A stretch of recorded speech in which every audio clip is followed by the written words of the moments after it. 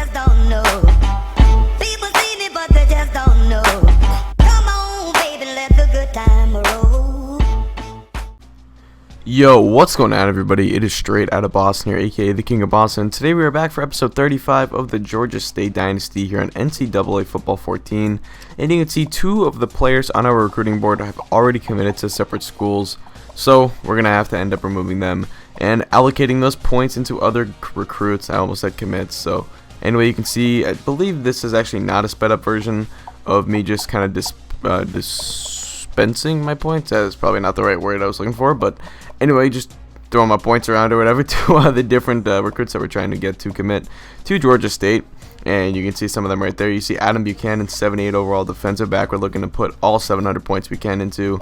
And you can see some of the other guys towards the bottom of the board. And then there's the two guys that ended up committing to other schools. They committed to Virginia Tech and Georgia. I can't blame them. I think if I had the option between Georgia State and Georgia, I'd probably choose Georgia. But I'm not a fake video game recruit, so I don't know. Anyway, and we're also adding some more players to the board. We only had 27 at that point, and after removing those two guys, we had down to 25. So I added like 10 more guys. Anyone inside of the top 2,000 that either had like first, second, or third interest in the school, I just threw on the board just for I guess namesake. But nonetheless, we're going up against FCS Midwest in this ball game. An easy kind of FCS opponent, but it's a bit of a sandwich game. We have, I believe, we go to the next 2 weeks. I don't know in what order it is, but in the next 2 weeks we go to BC and to Oregon.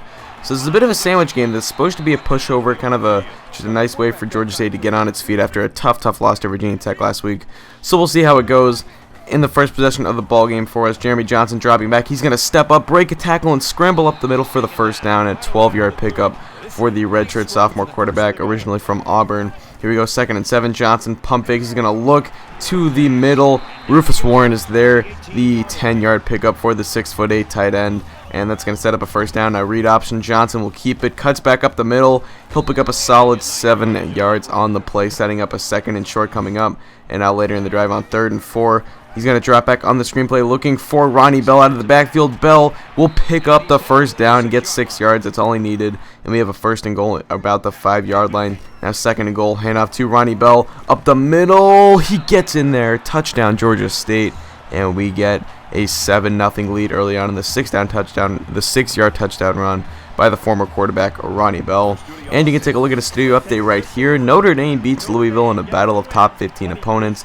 Louisville's first game of the year, they go down. And you can see some other scores as well. But here we go, 1st and 10. Jeremy Johnson with the ball is going to scramble to the right, throw it on the run. Great throw and catch. Him to Ross Jackson.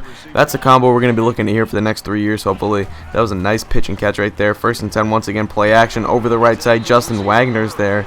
Another combo I'm hoping here for the next 3 years. And that's going to be a 7-yard gain. Now next play, read option. Johnson will keep it. He's going to go to the right side, pick up the first down. He gets 8 yards total on the gain. And now on 3rd and 4, we're looking to drop back right side. Caught. No, it is dropped by Paul Walker. 4th and 4 coming up. So Georgia State has a decision to make. We're going to take the field goal here. A 48-yard attempt. This would be the longest of Will Lutz's career. The kick is up, and it is good. A great kick by the senior kicker, Will Lutz. He gets the 48-yarder, a career long now for him, and it's 10-0. It's not exactly been a blowout yet. That's a deep ball caught by Wilson, as we've kind of let FCS Midwest hang around a little bit here, and here they go on offense. Coleman going to drop back. He's going to end up firing right side. A wide open Pearson right there. Almost broke that tackle, but Jeff Pearson was wide open on the right side. Trying to run some zone coverage here. We switched to man at this point. 1st and 10. Coleman's going to drop back. Have tons of time. To the right side. Wide open is Jeff Pearson, and that's a 27-yard touchdown. And FCS Midwest gets a touchdown, only down by 3 points here midway through the 2nd quarter. They get the ball back. It's a triple read option. Coleman will keep it, and he'll end up picking up 9 yards on the play. So J.D. Coleman looking good so far for the FCS Midwest. I don't know what they are, probably like the Bobcats or something. But over the middle, that is caught by their wide receiver, Taiwan Robertson, a 4-yard pickup. That's going to set up a 3rd and 6. On 3rd and 6, Coleman will drop back left side, and a great play by our man right there, to deflect that pass down. So 4th and 6 coming up. They're going to go for the field goal here to try and tie up this ball game. Cameron Melton's looking for a return possibly, and this one is going to go wide to the right. It had the distance, but it was not accurate. So we take over 1:51 to play, 3rd and 8. Jeremy Johnson, he's going to avoid the rush. He finally gets sacked though. 4th and 16 coming up as the offensive line continues to be a problem here for Georgia State. So they would get the ball back with 1:30 to play on 1st and 10. Coleman, he's going to scramble. He gets sacked, and that is going to lead to a 2nd and 17 coming up. Rod Creighton gets the sack, and they would eventually punt it away, so we get it back with a minute left. Jeremy Johnson with the ball, firing it right side, intercepted. I have a tough time avoiding those kind of like streak routes down the middle to the outside, and that's going to go all the way into the end zone for a touchdown. FCS Midwest has taken the lead here. Ladies and gentlemen, they have a 4-point lead over Georgia State. Talked about it as a potential sandwich game, and it's looking like that right now. I don't know if it's the confidence or the mental focus at this point, but Cameron Melton on the return. He had a return for a touchdown last week. He could break this one too. Across the 40, 35-ish, he'll be brought down in a 59-yard return. We have great field position to try and retake this lead. Now on 2nd and 4, 35 seconds to play. Johnson left side caught by Ross Jackson, a 20-yard pickup. That'll set up 1st and 10 coming up. Shotgun set. It's actually the pistol formation, and Johnson's going to scramble to the right side. He's looking for the back of the end zone, and that was just a very poor decision on my part. I thought I could try to flutter that one over the guy, the middle linebacker or whatever, but poor decision. I ended up whipping it anyway, and it was just stupid. I was forcing that ball in there, so bad choice on my part, and that's going to lead to a 4-point deficit going into the half. A shaky performance so far by the Georgia State Panthers, a team that had high hopes coming into the year, but through a game and a half have not looked good. Have probably been the worst they've looked in these 3 years so far, these 2+ years at Georgia State so far. But anyway, that's another sack. J.D. Coleman goes down and loses 6 yards. That's going to set up a 3rd and 12 coming up. Empty backfield. Coleman will drop back. He's going to look deep right side, and there he is again. Jeff Pearson absolutely torching Cameron Melton at this point.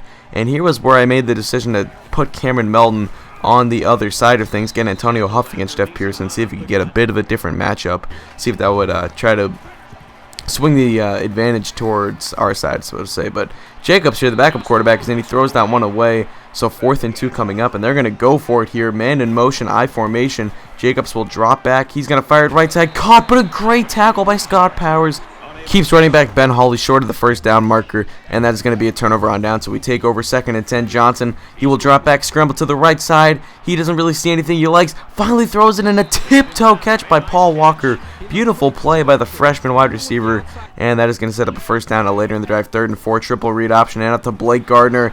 This is the true freshman that I have high hopes for. I think he'll take over for Kyler Neal at some point in the next coming years or whatever. And he is a very fast guy. I think he could really work well in our offense, but the offensive line continues to be a problem. Johnson loses 9 yards, 4th and 15 coming up, and we're going to be a little bit ballsy here. We're going for it. I need to get something going on offense. I'm very frustrated by the way we're playing. We run corner routes, and Jackson is there. 1st down, a 22-yard pickup for the Panthers, and we have new life right here. 1st and 10, Johnson is going to drop back. He will look. He'll find the check down, Kyler Neal there for a 9-yard pickup. A beautiful play, keeping his vision on every option available there. Jeremy Johnson now play action is going to scramble to the left side. He's going to take off on his own down the sideline, 15 at about the 12-yard line. He picks up 15 on the play. Now 1st and 10, hand off to Kyler Neal. He's got space, he's got a hole, he's got the end zone. Touchdown, Georgia State, and we retake the lead. Finally, we get back on top. 17-14. Here's another studio update. Virginia Tech, the team who we almost beat, or no, not really. Well, it was kind of a close game, but the team that slaughtered us last week, really. They were down 21-7 at one point. They end up coming back and winning 24-21. Here's Williams. He's going to get brought down. A beautiful play by the run defense right there. That'll set up a 2nd and 13. Now 3rd and 15. J.D. Coleman, empty backfield. He will drop back. He feels the rush. Fires it left side. And that is almost intercepted. A great play by our man right there. I believe that was Miles Morris. So they would punt it away. We would take over here. 1st and 10. Kyler Neal up the middle. Neal is going to pick up 9 yards on the play as we will look to try and run as much clock as we can on this drive. 2nd and 12 coming up. 3:44 to play. Johnson is going to look to throw here, but he's got tons of space. He's going to take off on his own across the 50. He'll finally be brought down inbounds as well. And that's a 19-yard pickup for the sophomore quarterback. Here's a counterplay to Kyler Neal to the outside. A flag is down. It would be for encroachment, and Neal's 13-yard carry would stand. So that's going to set up a 1st and 10 now. We're looking for a screen. Kyler Neal catches it. He's got space and blocks across the 20, 15, 10, 5, dives. And it's a fumble, and that ball goes through the end zone for a touchback. check out this play. Neal ends up fumbling it just short of the pylon, and the ball crosses the end zone and then goes out of bounds. And that is a touchback, folks. So FCS Midwest, after it looked like they were going to be down by 10 right there, has new life here. 3rd and 5. JD Coleman steps up and scrambles, and he gets laid out right there. A huge hit. 4th and 3 coming up. They would punt it away. We would take over. Read option. Jeremy Johnson up the middle. He's got a first down right there. We only need a couple more of those to ice this game, as they just have 2 timeouts after calling 1 right there. That's going to set up now a 2nd and 3. This first down can pretty much clinch the game. Up the middle to Kyler Neal. He's got it. The last timeout is called by FCS Midwest. They have none left. They cannot stop the clock, and that will wrap up this ball game. We take home the W, 17-14. It was not too pretty, but I don't know. I didn't think we played that poorly. I think once we fixed the Cameron Melton issue, we got him off of Jeff Pearson, and that helped us out a lot on defense. I thought our offensive line is still definitely a concern, but other than that, I thought we played okay. I just think we have to convert more on 3rd down, and that's part of the offensive line. That's part of just kind of developing Jeremy Johnson a little bit. But nonetheless, we get the win. That's what counts at the end of the day. So that's pretty much going to do it for me. Thank you guys for watching. Hope you did enjoy, and it doesn't matter. Peace.